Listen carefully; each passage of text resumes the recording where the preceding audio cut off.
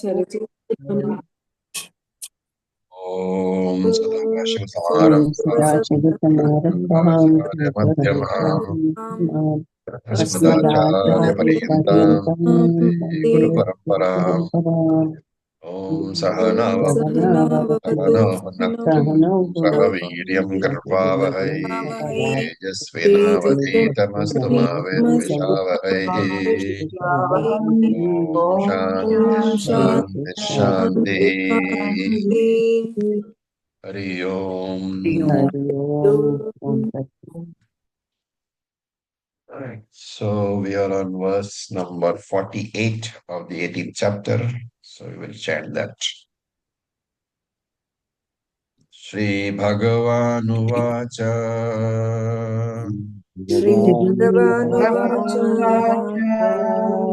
Sahajam karma kaunteya सहजं कर्म कौन्तेय Sadoshamapi natyajet दोषमपि न दोषमपि न त्यजेत् Sarvarambha hi doshena सर्वारम्भं दोषेण दोषेण Umenagmir ivavrataha धूमेनाग्निर्वावृताः So we are in the middle of a very extensive Bhashyam by Shankaracharya, where he is right now holding on to the view that Nasato Vidyate Bhavaha, and we had a very extensive talk about that. So we should note that Shankaracharya's in the second chapter Gita context, Asat was meaning Mithya. But this statement that na asato vidyate bhavaha can apply to both mithya vastu as well as tuchha vastu. Because mithya vastu has a dependent existence, which means it does not have an existence of its own, which means as good as non-existent. Therefore, na asata vidyate bhavaha. And it can also be tuchha vastu, which doesn't exist at all. Therefore, na asato vidyate bhavaha. Both interpretations are correct. Now, after all this, Apurva Pakshi lands up. So he says, Katham tarhi atmanaha vivikriyatve. If, as you say, if as Krishna says, atmanaha is avikriyaha, akriyaha, is cannot do any action, then karmanaha asheshataha tyagaha, why does Krishna say? If Atma is not possible of any action, if it is, you are saying that Atma is Akriya, Akarta, and cannot do any action, then Krishna need not say to renounce karma, because anyway he is not doing it all, right? Atma doesn't do karma. So his point is that I am the Atma, and in me karma arises.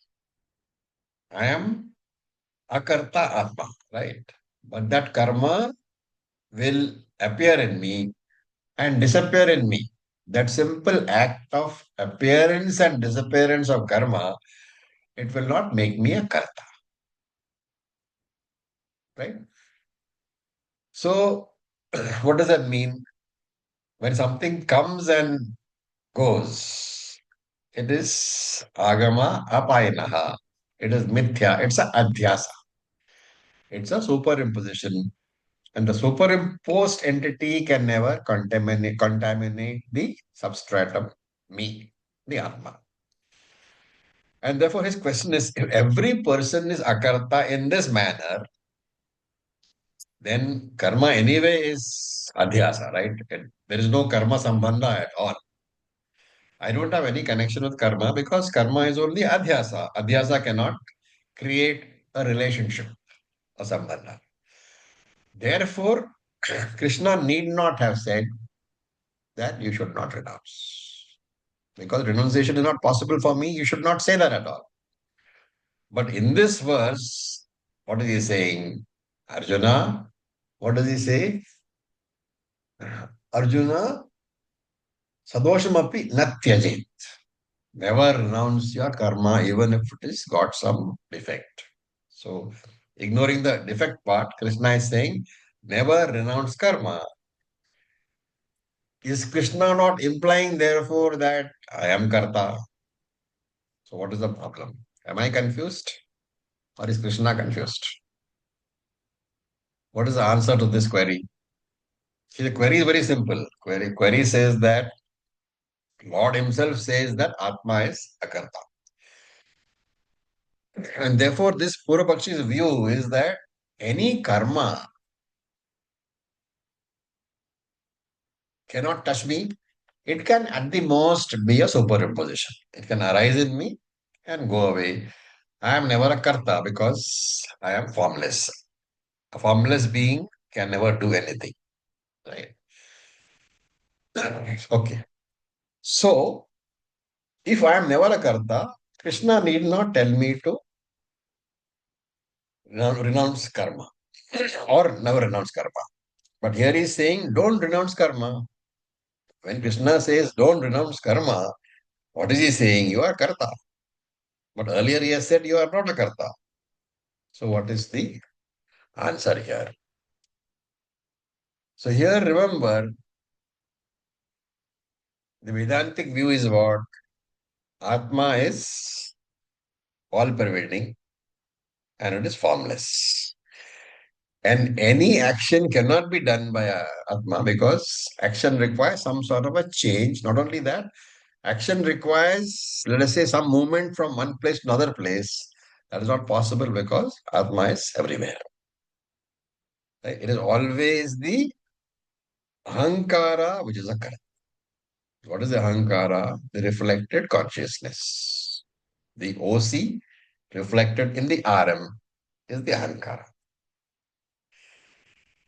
So even in Sushupti Avastha, remember Karta does not, Kartatvam doesn't disappear from Ahankara. It is only dormant. And therefore Ahankara is always a Karta. Because from the standpoint of view of Ahankara, nobody can give up karma.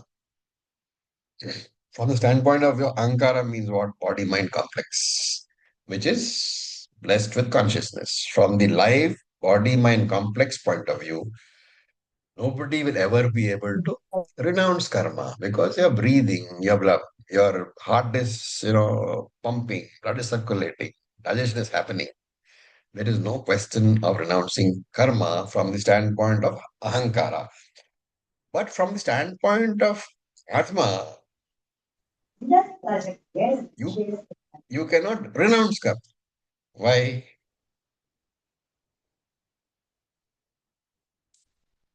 Atma is a karta, bhokta. So where is the question of renouncing karma? Atma is akarta abhokta. Therefore, you need not renounce karma. Yeah, So, there two is no. statements. From Atma's point of view, there is no karma, there is no question of renouncing karma.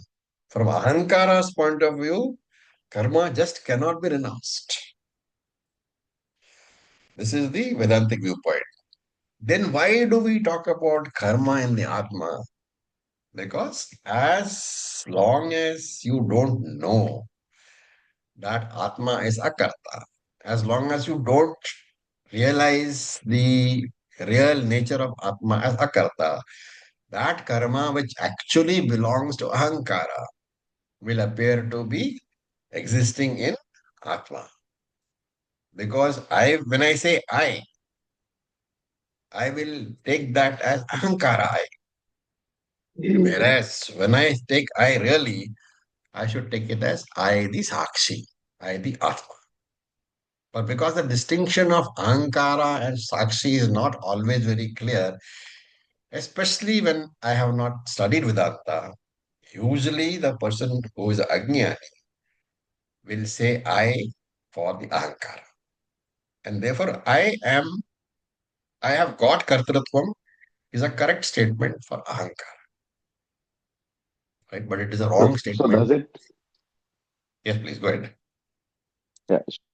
So does it mean that the uh, karma is being done by the jiva, which and therefore it should not be uh, renounced because it is at a vyavaharika level.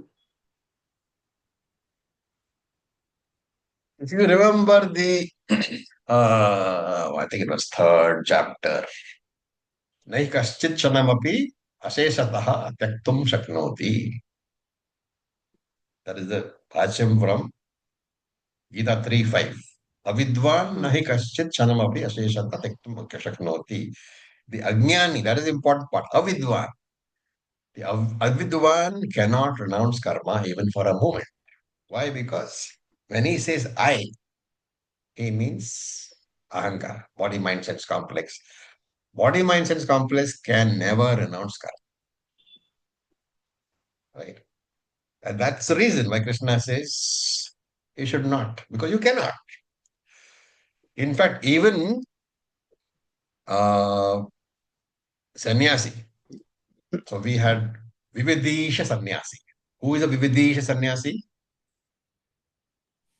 The one who's taken sannyasa for the purpose of gaining jnana. The one who has taken sannyasa for the purpose of jnana. You know, does he really renounce anything? He renounces only the karma belonging to the grihastha. That is the symbolism of the removal of the sacred thread. When you remove sacred thread, what you are doing is the karma kanda mandates, vidhi, that shrauta and smarta karma should be done. That mandate is made ineffective for the person who has removed the sacred thread by undergoing sannyasa. And therefore, remember, even a Vividisha sannyasi is dropping only the grahastha karma. He cannot drop sannyasi karma. There is something called sannyasi karma, right? What is that? Parayanam, Guru Seva. These are all sannyasi karma. That is not dropped because he is not jnani. So when you say a person is dropping karma, you have to carefully understand, is he a jnani or is he a ajnani? Don't get confused by the word sannyasi. Sannyasi doesn't automatically mean jnani sannyasi. It can be ajnani sannyasi. And when you say Vivadisha sannyasi, it is ajnani sannyasi because Vivadisha sannyasi is taking sannyasa for the purpose of studying the Vedanta. But Vidvat sannyasa is a different ballgame. There a person takes sannyasa after jnana. After jnana means what? Avidya has been removed completely through vidya. And therefore, this person, this Vidvat sannyasi, the Vidwan, the wise man, the Jnani, is said to be able to give up completely karma. Parityaktum, Shankara writes, completely give up karma. But why is it saying that completely give up karma? Because the connection with the ahankara has been understood to be mithya. So when the Vidvat sannyasi says, Aham akarta, I am akarta, he is not talking about the body-mind complex that he is carrying. He is talking about himself as the Atma. The Atma is akarta, it cannot do karma. Right? And therefore, when the Vidvat sannyasi's body, it will continue to do karma, right? It will brush its teeth in the morning, it will drink water, it will eat food, it will breathe. That Vidvat sannyasi's bodily karma is given a special name. It's not karma. It's called karma abhasa. As if karma. Because he doesn't claim that body to be his. Right? In fact, we especially when we talk about, Jivan Mukti and Videha Mukti. What do we say is the difference between Jivan Mukti and Videha Mukti? Remember, both are Jnanis. Jivan Mukta is a Jnani, Videha Mukta is a Jnani. So what do we say that there is the difference between Jivan Mukti and Videha Mukti?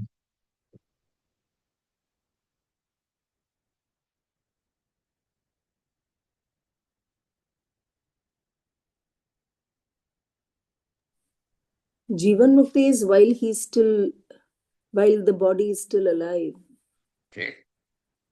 And And Videha Mukti is when the physical body drops. And so why do you say there's a gap between the two? because he's to go through the prarabdha Yeah. during that period Rebirth is not. till the body drops, he's to go through the prarabdha allocated for this birth. And So that is a very good point. But the point I'm trying to make is that when you say that the Jivan Mukta Jnani is now Jivan Mukta and he will be having his prarabdha which he has to fulfill, remember that is only from the point of view of the others, not from the Okay. Jnani's point of view.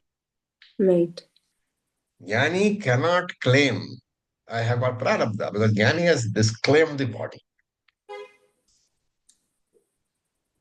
Right?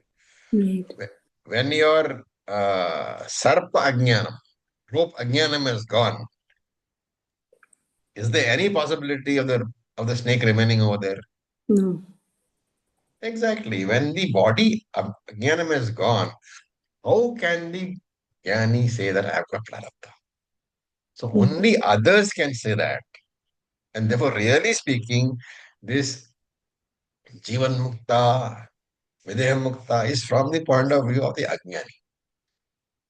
That is why when we do an advanced text, we normally don't talk about Jivan Mukta and Videha Mukta. We only talk about Nitya Mukta. Nitya Mukta. That's the difference. This Jivan Mukta, Videha Mukta business is basically not beginners, but not very advanced either. It is somewhere in the middle. Right? And therefore, point being made here is that Jnani's body mindset is complex. The Ahankara cannot give up karma. What is the example? We take it for granted that all the Shankaracharyas of the mutts, Shankara mutts, they are jnanis, right? But if you have been to any mutt, you will find that a huge amount of time is spent in karma. Why the karma? Is it not? That is Lokasanga. Yes, that is Exactly. Therefore, the statement that I am, I don't have any, I'm not a karta. That statement can never be made from the ahankara's point of view. It can only be made from the Atma's point of view. I'm not even saying Jnani, because the term Jnani itself is a term which no Jnani can ever use. Right? means there is somebody else who's not. Means there is an Ajnani, right? And therefore, if you are a Jnani, you normally keep your mouth shut because you don't know what to say. Okay. And Shankara, therefore, gives an example. He says, supposing that you have defective vision, taimirika drishtya, you have defective vision, because of which, what happens? You see two moons, right? Now, you have a defective vision, therefore the two moons are being seen. There's a cataract, let us say. And therefore you go to your doctor and he recommends cataract surgery. Then he says, Evam cha sati. That cataract surgery hasn't been done. Will the two moons remain?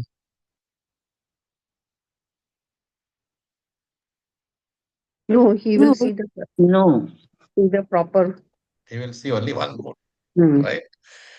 I mean, providing the cataract surgery is done properly, that all we accept. Therefore, he says, this is all response to the Purupakshi.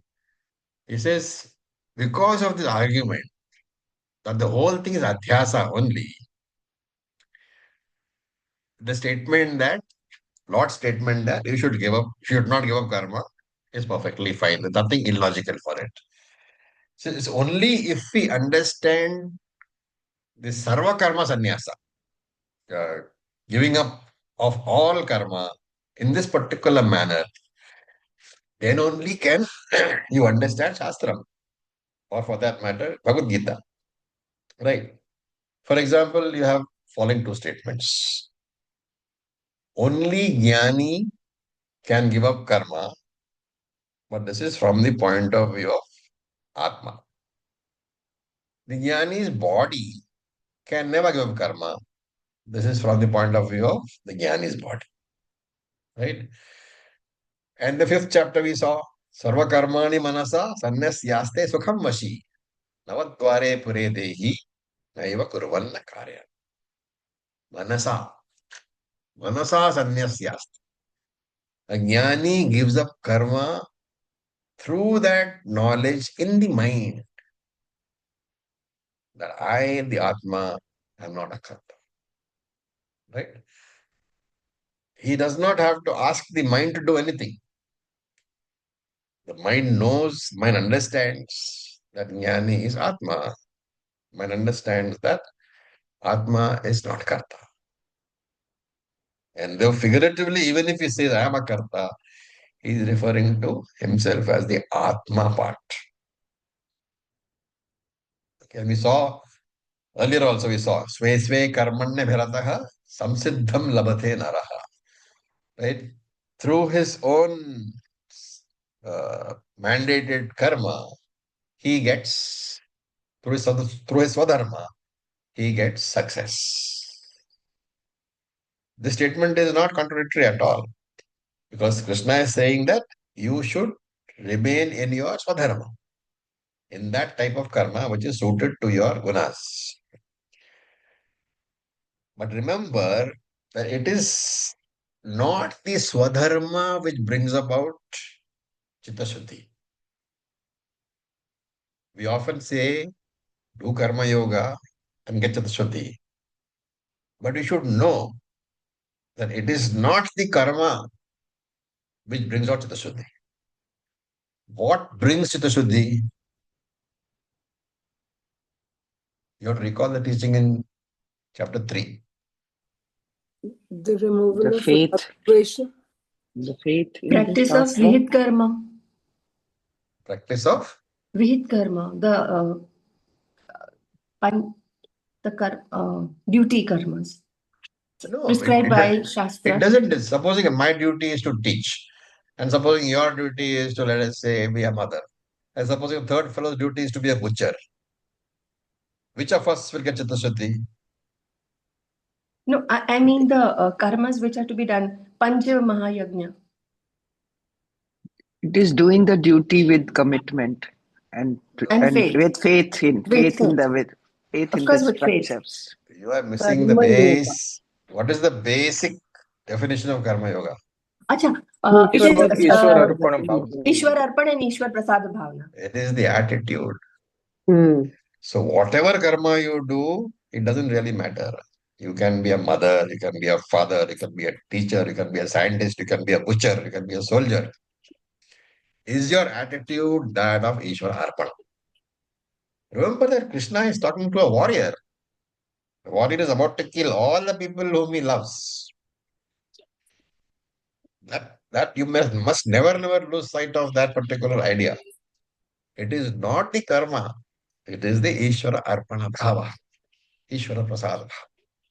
It is the attitude which is responsible for Chitta Shuddhi. As a karma yogi, I can have various types of ragadesha. In fact, even if I tell myself that my mind should behave in a particular sattvic manner, is that not raga? It is raga. Yes, it is. So remember that the mind is basically what? It's a instrument meant for analysis, for thinking. The only thing that is required is when that mind is necessary, when the availability of the mind is necessary for you for your shastric study, the only requirement is the mind should be available. It's a mind meant for analysis. When you are about to sit for analysis, if your mind is available to you at that moment, that is all that is required. When you are not doing that, when you are watching TV, when you're watching an entertainment movie, let the mind do whatever it wants. How does it make a difference? Don't try to restrain the mind always. It is the same thing when you try to train a horse or a dog. There are moments of training. When the training is not in operation, it doesn't matter if the horse or the dog does what it wants. So let the mind have its own way, accepting at that time when you need the mind. As long as you have trained the mind to be available when you require it, everything is great. And because of that, remember that mind will always have disturbances. A mind with a zero FIR or even a very low FIR is not just possible at all. Because of that, remember, moksha has got nothing to do with your mind. Why do we say that? The status of your mind has nothing to do with moksha, with your moksha. Because the nature of the mind is chanchalam. It goes up and down all the time. And if you have any binding desires, remember that you will always be judging yourself. I should not do this, I should not do that. That is why we talked about non-binding desires earlier. You can have any amount of non-binding desires. They are no problem in your spiritual progress. And therefore, why does Krishna say this? Karma sadosham api natyajit. You should not give up your own karma even if it is defective. Because there will never be a perfect set of karmas. If you are a butcher, for example, and you think, oh, this is not good because I'm killing people, let me do another set of karma. Every set of karma is sadosha. Every set of karma has its defects. So no karma set is either inferior or superior to another karma set because both are trigunatmika. All karma is trigunatmika. There is no question of one set of karmas being superior to another set of karmas or inferior. And that is why he says sadosham, defective, in the sense that no karma will ever be non-binding. No karma can ever release you from karma. Release from karma is moksha. If you are not bound by the karma, that is moksha. And therefore Krishna says, in whatever karma you are according to your set of circumstances, just do that same karma with the correct attitude, and that will free you from raga dvesha in due course. Okay. It's a very important thing we are saying, okay? Don't think that Chitta Shuddhi is dependent upon what you are doing. It is Om, how sir. you. Sorry, yeah. Sir, Go ahead. sorry.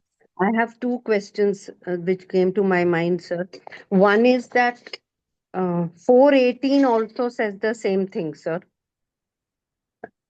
Karmanya Pashed, where you explained about the train, the platform, that was also a long discussion. This is exactly like that. 418 is just talks about the fact that what is the nature of Maya and what is the nature of Atma. Karma Yav Pashed Akarmani. Exactly. So that we just say that matter can never renounce karma, and Atma Yes. need not renounce karma. Yes. That is the text. Yes. Here you are saying that it doesn't matter what karma you are doing. Okay. You Okay. know, whatever karma you are doing, you can use that karma to have chitta shuddhi. Don't say that my karma is, different. That's why sahajam karma. Whatever is Yeah. karma born with you. Sahajam Okay. means sahajanma. Whatever Huh. karma you are born with. Sadosham api tyajit. Even if it is defective, do not give it up because sarvarambha hi doshena. All karma has got defects, just like the Agni has got smoke. Okay, sir. And the second question is, sir, in practical terms, how do we know whether a sannyasi is Vividisha or Vidvat? Matter? Pardon? Does it matter? No, it doesn't matter. I'm just asking a theoretical question. I'm not No.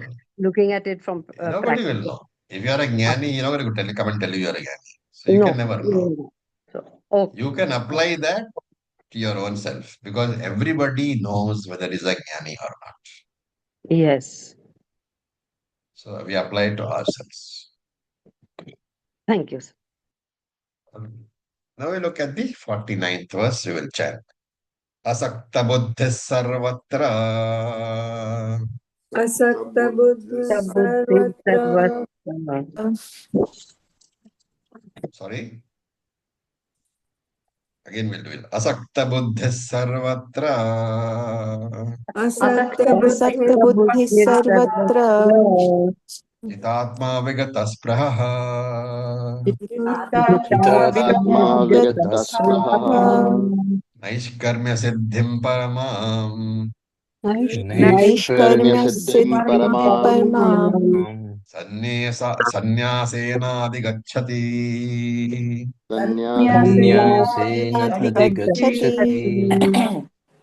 So Jitatma, the one who has got self-mastery. Atma here is mind. Okay. Jitatma, the one who has got self-mastery of the mind, who has mastered his mind.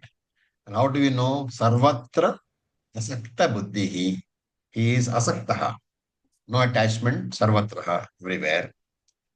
And Vigataspraha, he is free from desires. What happens to him? Sannyasena, through sannyasa, through renunciation, paramam naishkarmyam siddhim adhigachati. He attains the parama, the supreme goal of naishkarmyam. Naishkarmyam means actionlessness. Right? Adhigachati, he attains. So let's see what it means. So again, this is a very, very comprehensive sloka, which gives you the entire discussion on various stages of your spiritual journey. So there is karma yoga, Vischitta Shuddhi, Jnana yoga, Jnanam, Sarva karma sannyasa, moksha, everything is there. So asakta buddhi. Asakta buddhi is, Shankara defines Sangarahita buddhi. That buddhi which is free from Sangaha, attachment. And what is buddhi here? Antakaranam. The one whose mind. Buddhi is antakaranam. Therefore, asakta buddhi is the one whose mind is free from attachment. And Shankara writes, attachment to what? Sarvatra. Sarvatra, Shankara defines as putra, dara, adishu. Putra is children, dara is wife, wife, adi, etc. So, children, wife, etc. Right. Now, here, many people interpret this non-attachment as dropping duties. That is not correct. Detachment doesn't mean that you can give up responsibilities. You have to continue the responsibility. What do you drop? Kartrutva. That I am doing it. The Expectations you drop. No, you drop the worry.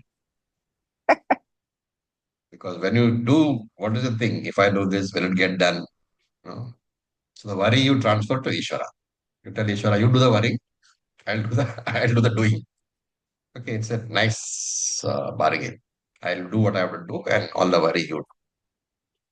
So asakta buddhi is therefore arising out of two sadhanas, karma yoga and upasana yoga. Which upasana yoga, of course, means Vishwarupa Dhyana. And what is the net result of all this? When you say asakta buddhi, when you say I'm growing out of my attachments, the practical way to understand is that to discover that the world can neither give me joy nor can it give me sorrow. Right? So once you discover that your husband or wife can neither give you joy nor give you sorrow, what will be your attitude? You can't say, I won't take care of you. That is not the attitude. Acceptance and going ahead. You say, okay, fine, we have to live this life together.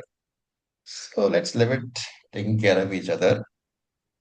I'll do what I can do. The rest is prarabdha. So Vigata Spraha is free. Free of what? Spriha. Spriha is Krishna. He defines Vigata Spraha. Vigata means free. Spriha is defined by Shankara as Deha Jivita Bhogeshu Trishna. Means a desire for a long life and bodily enjoyments. So that Vig's free of that. So he should not have desires like that.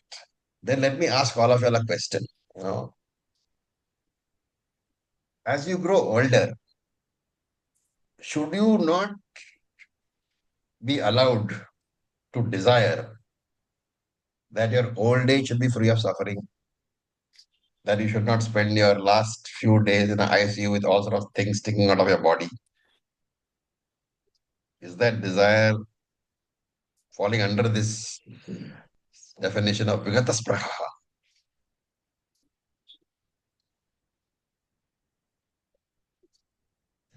I would say yes.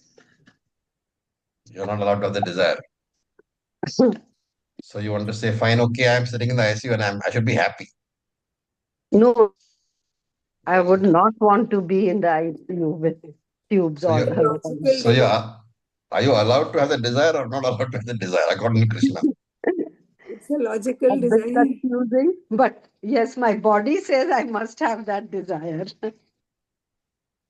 So Or Acharya, rather, You the are not body. affected by it. it Ah, is the You may be morbidity in the from which we- ICU, but you don't get affected by it. You because say, it's this the is not body. me, this is my body.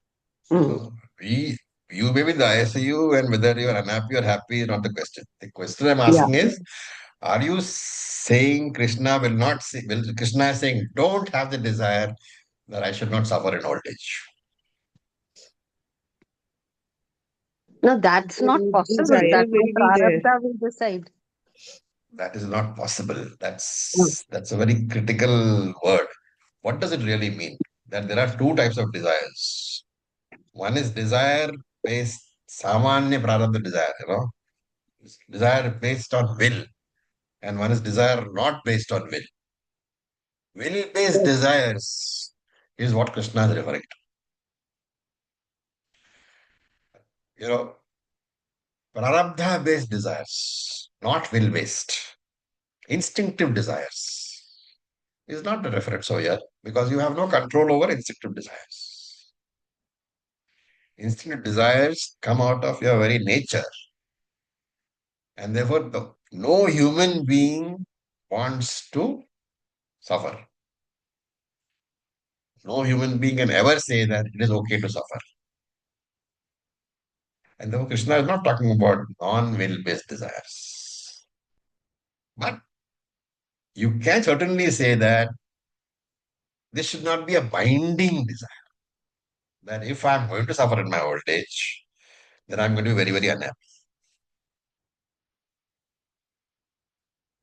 So there is a prayer. Anyasena maranam vina nainena jivitam. Right? Yes. What does it mean? Yes. Effortless. That Vayasinamullum. I should leave the I body in an effortless manner.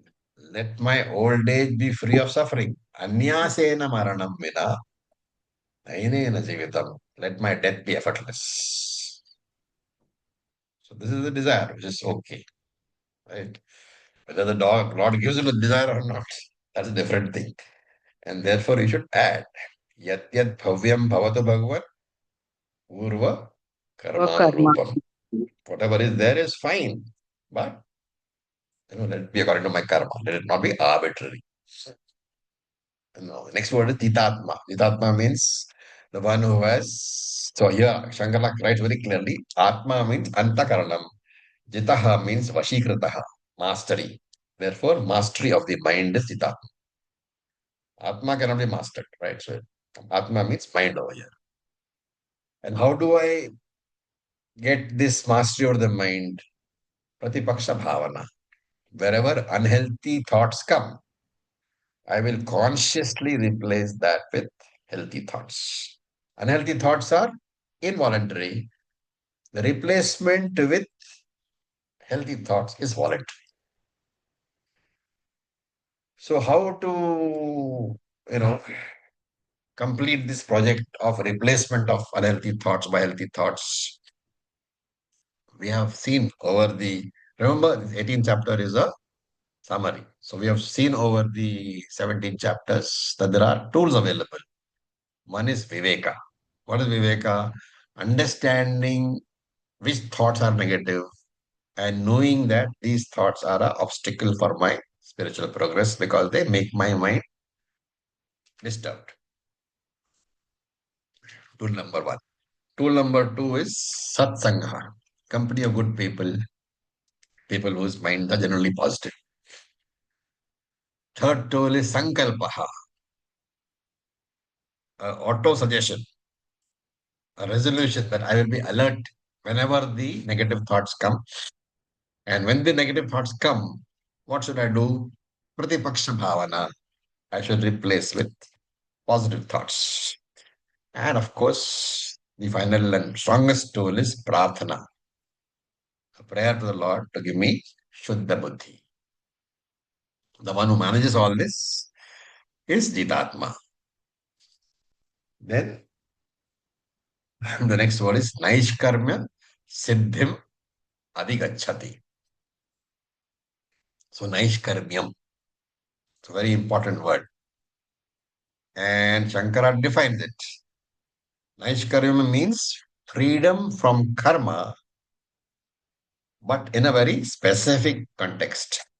Freedom from karma because of the assimilated knowledge that I am the Akarta Brahman. Nishkriya Brahmatma Sambodhat. Because of the knowledge that I am the Akarta Brahman, I am free from karma. That is called Naishkarmyam. So one was achieved this Naishkarmyam, Siddhim Adhigachati. He has achieved this Naishkarmyam.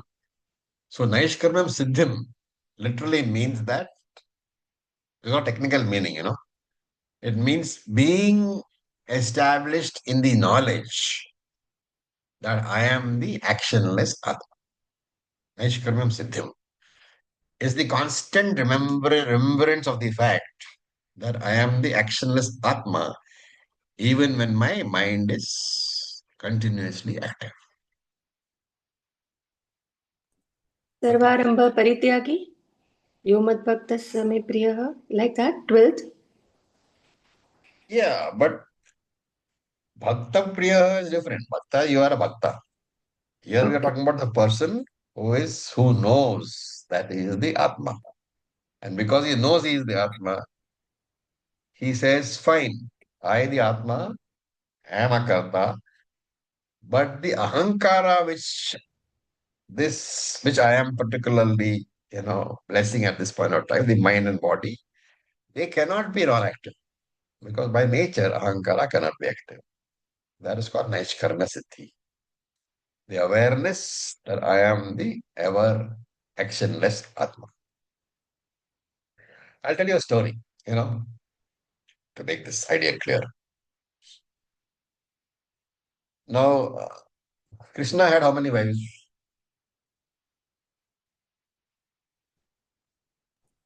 16,008, something like that, as its story goes, I suppose. Number of wives, right?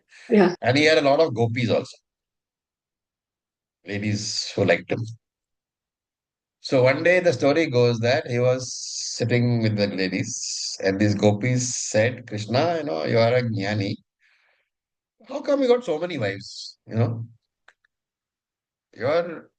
a person who is detached. You shouldn't be having so many wives. Wives means attachment. So Krishna decides to explain by way of a experiment.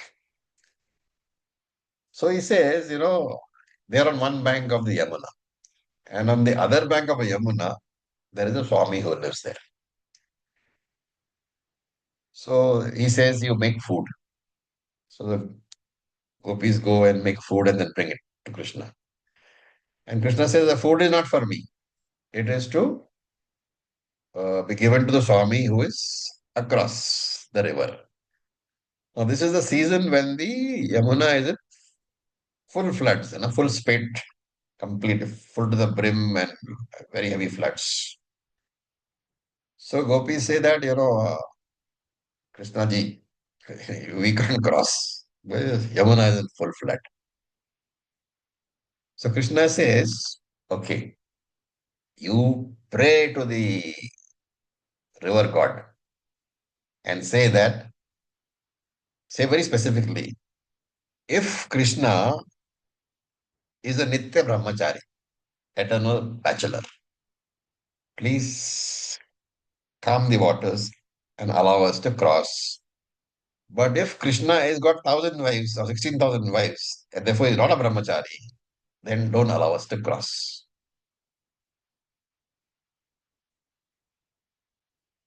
Okay, so that is a prayer. So they make the prayer, the river subsides, and they cross and go to the Swami. Now, what happened? They go to Swami and they give the Swami the food, right? They've made a lot of food. The Swami eats all the food. But when they turn back, the river is again full spate. So they go to Swami and say, Swamiji, we have to get back to our families. The river is in full swing. What to do? Swami says, fine, you pray to the river, Yamuna river goddess, and say that if this Swami has never eaten at all in his life, then please calm down and allow us to cross. But if the Swami has been eating food like he just did, then don't allow us to cross.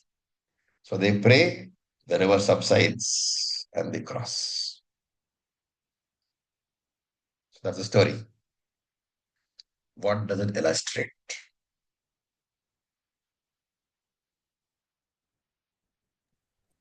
Abhokta Abhokta?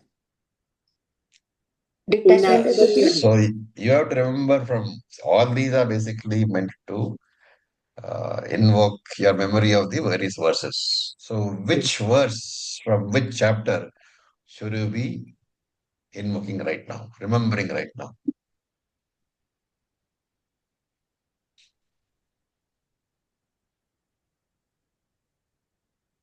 You remember? Naiva kinchit karomiti yukto manyet tattvavid pashyan srinman sprishan jigran ashnam gachan aswapnishwan prapan visrajan grannan unnisham nimisham napi indriyandrartheshu vartanta iti dharaya. Should remember all this. I am that consciousness principle, which is akarta. I am not part, product, property of this body. I am an independent entity which pervades the body and gives it life, but I am not limited by the boundaries of the body, not the physical boundaries, nor the time-wise boundaries, because I survive even after the death of the body. And the surviving consciousness cannot be recognized or be transacted with. So all this has to come when you hear the story. And therefore, sannyasena has two meanings. Samyak darshanena. Samyak Jnanam Darshanena, which means through Jnanam, that Jnanam, complete assimilated Jnanam, becomes the means of renunciation of Ajnanam. That is number one. And the other means is that by that Samyak Jnanam, it means that it becomes the means of renunciation of all karma also. Right? Therefore, Sarva Karma Sannyasa means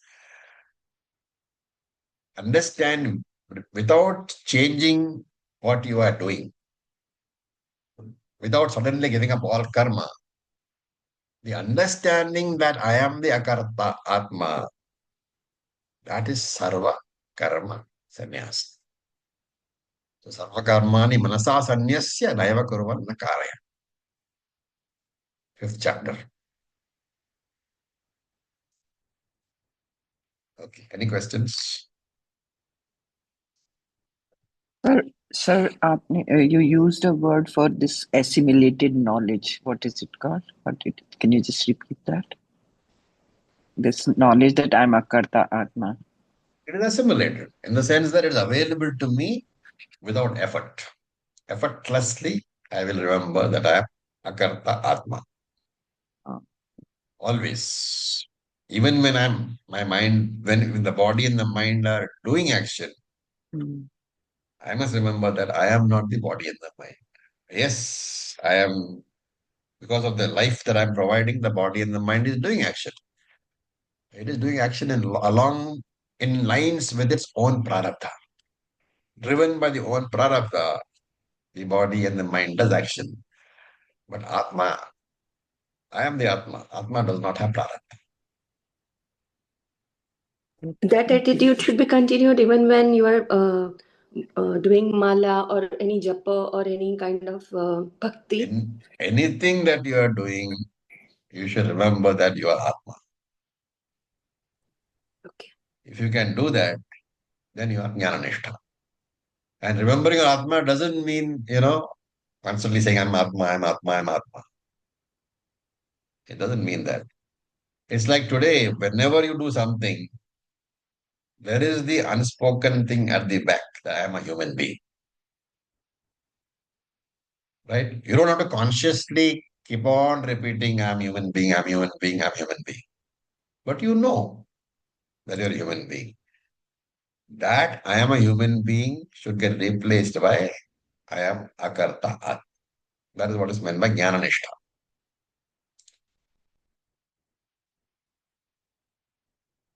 Which means you should never forget. But it doesn't mean you should constantly repeat. It should be ingrained, absorbed by your mind, by your subconscious. That is Jnananishta. Then only can the benefit of Jnanam be available.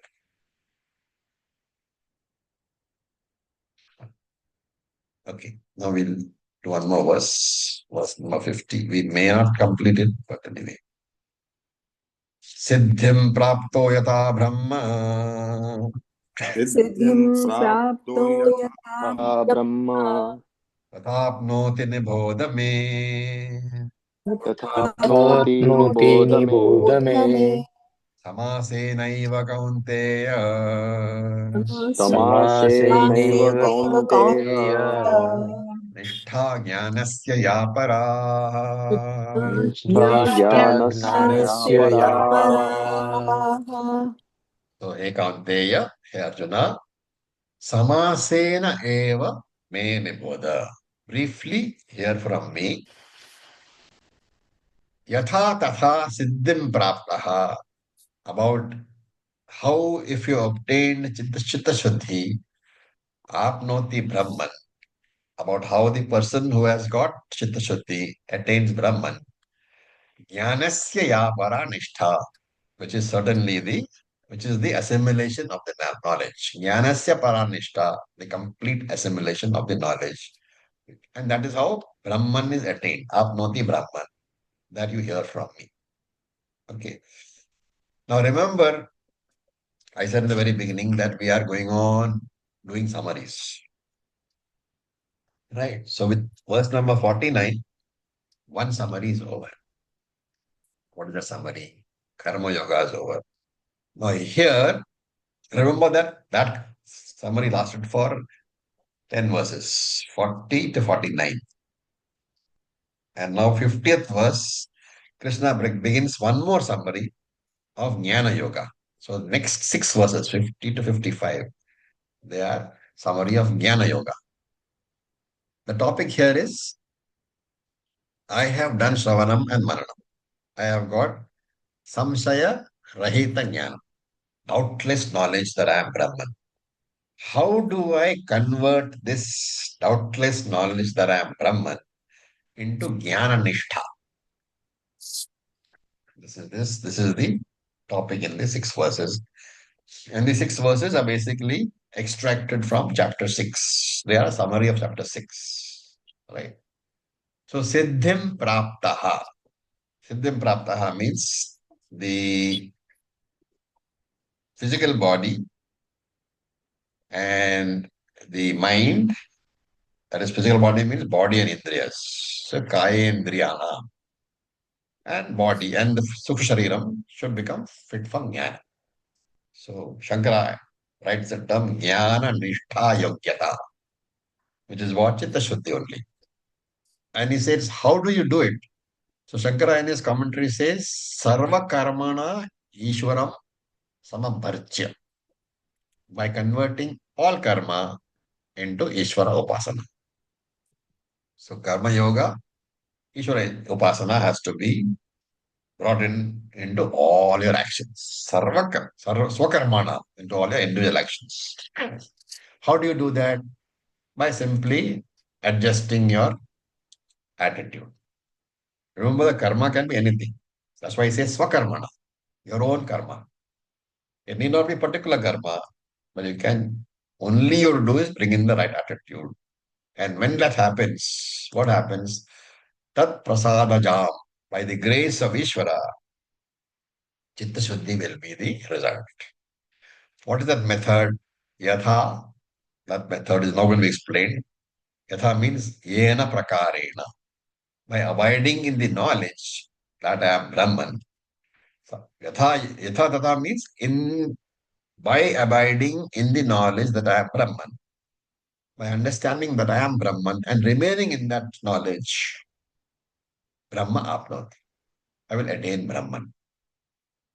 Remember, there is no attainment over here.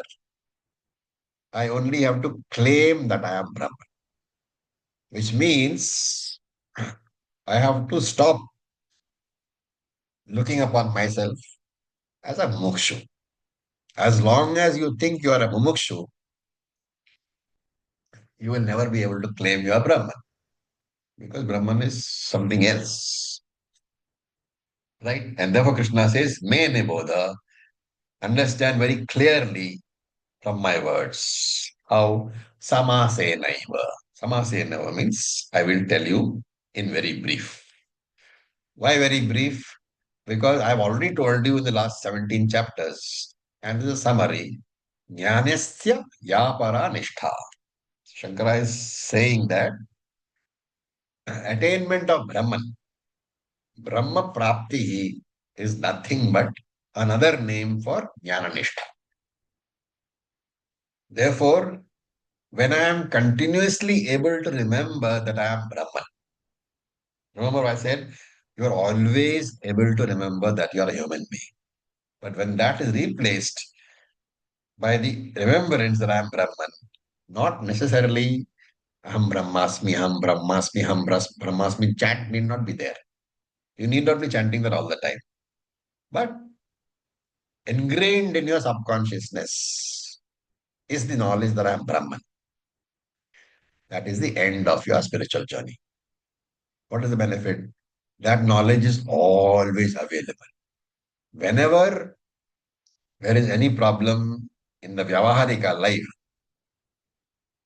the knowledge is always available means that knowledge is effortlessly and immediately, spontaneously available to me 24/7 by 365. That is Jnana-nishtha. That knowledge should not be restricted to 1 hour on the Zoom platform on Sundays. Right? So that knowledge is available to you. And there is a story, There was a very rich merchant who, one day lost his ship. His ship was sunk. So he yelled, what? Ship is sunk. So then the merchant's Guruji was sitting next to him. He said, my son, you need some Vedanta. For few years, that merchant learned Vedanta from the Guruji. And another day, when he was sitting with Guruji, again he got the news that one more ship was lost. But this time he didn't shout, what? What did he shout? So what? So what? So the journey from what to so what, that is the journey from Ajnani to Jnani. And that so what is called Jnananishta. So with this, the commentary on the sloka is over.